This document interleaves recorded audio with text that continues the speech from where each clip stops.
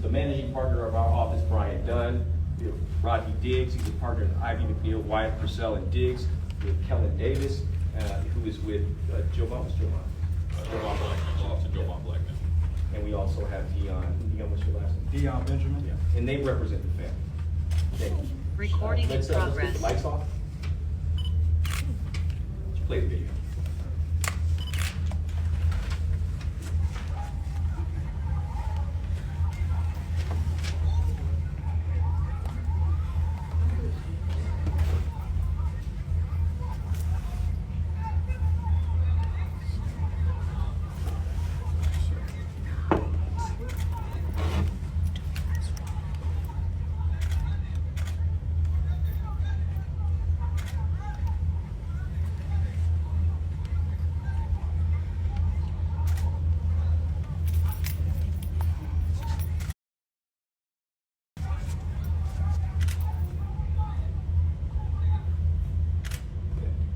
Stop it now. Shake these little lights.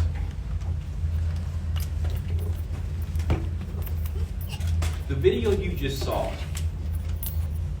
was one of the last few moments of Daryl Caldwell's life, also known as Drakeo the Rooter. His life was taken way too soon, and it should have never happened. As you saw in this video, Mr. Caldwell was essentially lynched by over 40 to 60 people. And as you also saw in that video, Mr. Caldwell had no security. That video ran for a full minute. A full minute. And you didn't see one security officer there. What you also see, you saw a large fence open up where people were streaming in and out, in and out. The concert, once upon a time in Los Angeles, had over 50 of the most iconic music artists in the industry. But what we also know is that it was in South Central Los Angeles, and they had invited a whole host of hip hop's greatest rappers. You had Snoop Dogg, you had G-Unit, you had YG, you had so many people from so many different eras. And you also knew that there's a possibility that there could be an element of danger. You had Bloods, you had Crips, and affiliations amongst them. And we all know that those groups don't go together. So what happened this evening? On the evening of December 18th, 2021, Live Nation, C3 Presents, Bobby D Presents, and a whole host of others failed Mr. Caldwell and his family. Here today we have Tiana Perttu, and we have his son, young Caden Caldwell.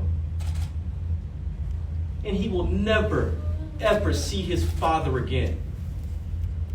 And yes, the people who murdered Mr. Caldwell will be held accountable, and we're going to allow the district attorney to do that. But what I will say is this. This should have never happened if those promoters had actually had the proper security protocol. Yes. And that's what happened. This was a preventable death. And this young man of 5, who we hope to live, who will live to be 100, Yes. will never see his father again.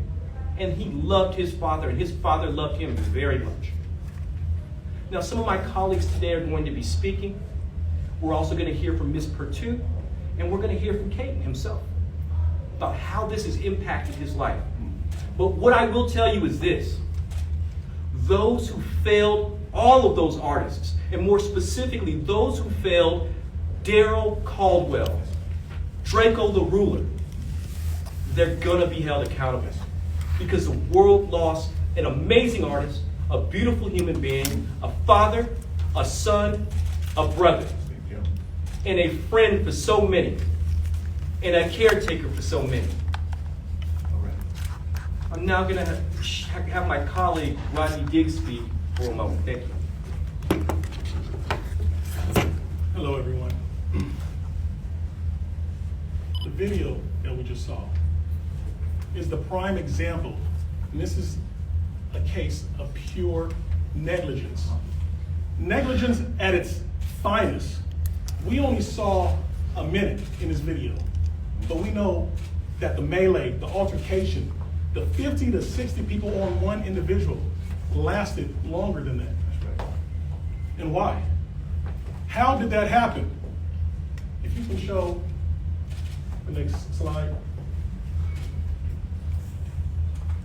The lineup. Okay, sure.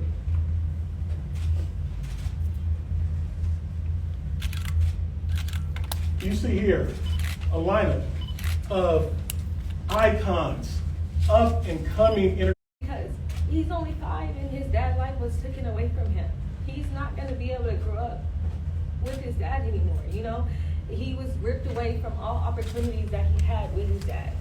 Growing, I know that he's already been gone away from him majority of his life because of, you know, being incarcerated, and thank God he was able to beat that case and come out and still have the love for his son that Yes. he remained while he was incarcerated.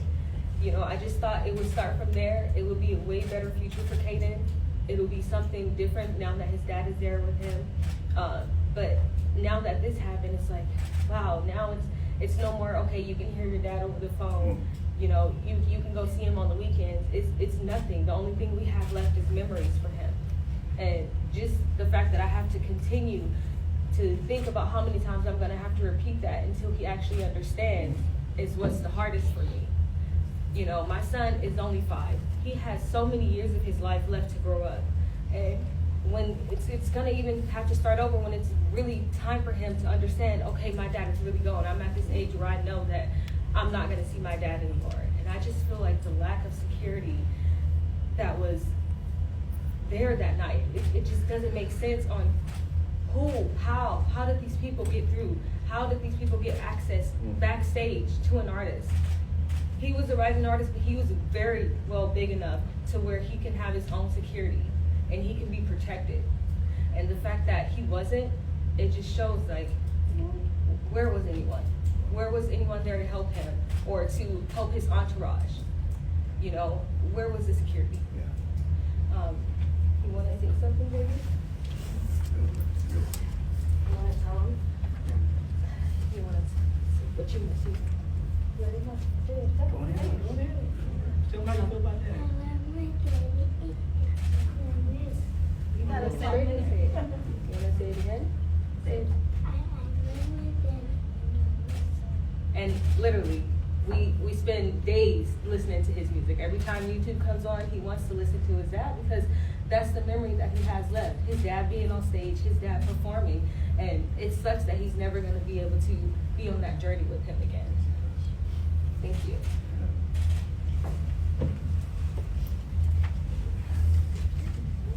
Thank you, Tiana. You're good, right?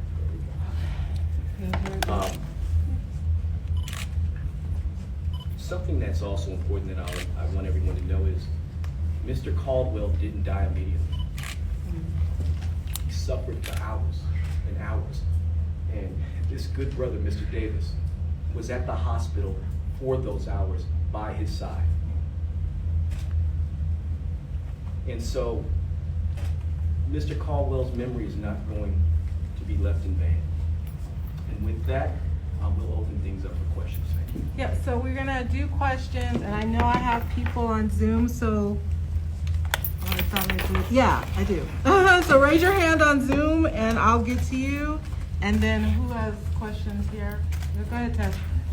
Can you describe the context of the video? Because I was reading that there was like a decoy attack and then a main attack. So can you describe what we're seeing in the context of the attack? Sure. The video, the part of the video that we wanted to highlight, it wasn't as to what happened initially. This particular point of the video is towards the end where we likely believe the actual murder happened, or at least the injuries occurred to Drakeo at that point.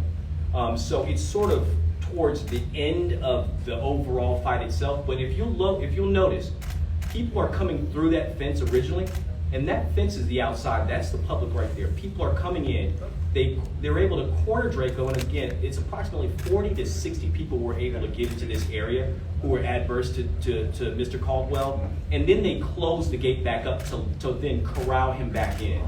And so that's sort of the end of ultimately the fight. But it's for that minute period, that's what happens. Now, as far as the corralling, what we do know is this: when Drakeo appeared with his group at the initial security checkpoint, they prevented over half of his group from entering into the security. They said there's a COVID protocol, so we can't let the vast majority of your entourage here. They only let approximately 6 to 8 people, including Drakeo, into that staging area where you're going to go to the backstage. And when he shows up, again, maybe Mr. Davis can talk a little bit about that, but we do know that when he shows up, approximately 40 to 60 people, many of them dressed in red, then begin the attack. And so that is to the extent, that's what I know. And I wanted to show that video so that people understood the security problems here. How does that happen? So this is after he's been attacked, and how far is he away, like, at this point, Yeah. timeline-wise? So maybe I could shed a little light on that. So when you mention a decoy, the way that what we know about how the incident happened is that there was an initial fight involving less than the hordes that we see in this video. And as that seemed to have started to simmer down, that's when we see this surge, this absolute surge of so many people that just overwhelmed Drakeo and the rest of his friends. And that's when we, Or at minimum, colleague said, this minute clip here, it kind of highlights the main, kind of the climax of what happened. But this went on for an extended period, and there were no security present. We're not saying this hyperbolically. I mean, literally, there was not any person from security personnel or law enforcement